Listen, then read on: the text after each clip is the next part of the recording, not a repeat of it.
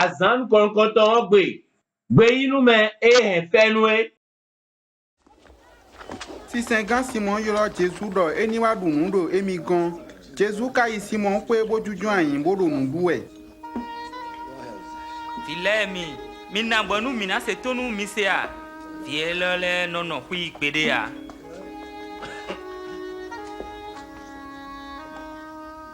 Se baba yon lo de fi. Yen ka tun khay ame.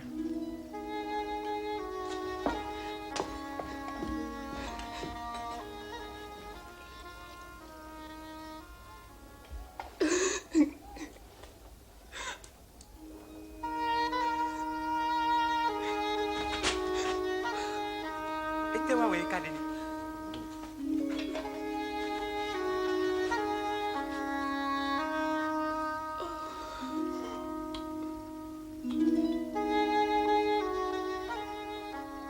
Eyin pe ido ma o ton eyan e lo yan. Ena ko tun me alopa eyan nu e lo ye.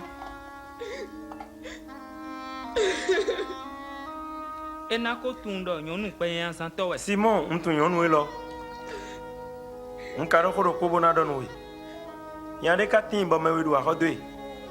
Me ro ko du degba o do me we go du degba we do. Ye me we le ka si so ho etan. Bo yan so ka kai. Me we na yin wonu yan hu me de do ye me. Yen modo me eze a ho keke ke we. Ayi gbero ganji. Amamo yonu elo. E mbi ko to gbe yo. Anasimi mado plafona. E ye ka konda sintonda fo cheleji. Lobo donda tondo sunsuma.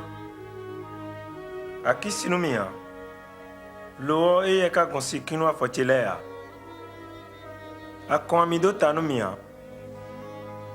E ye ka konchelu da fo cheleu. Madonu gbonuwe. E dekhle de so we wule ke do wan da ko edu awutu. Lo me ze we pede ke yo. Wan pede we meni onodo.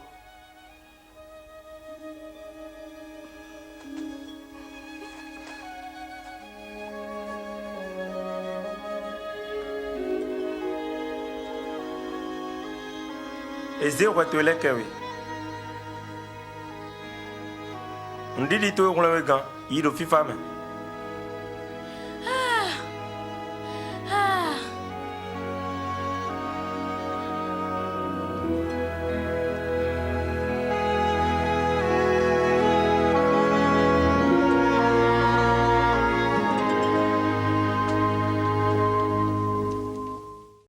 Ne Jésus nasin awe ene abon.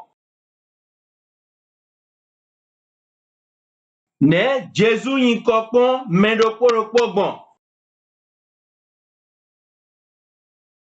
Mewedo hudo Jésus ton do awe echo e amen.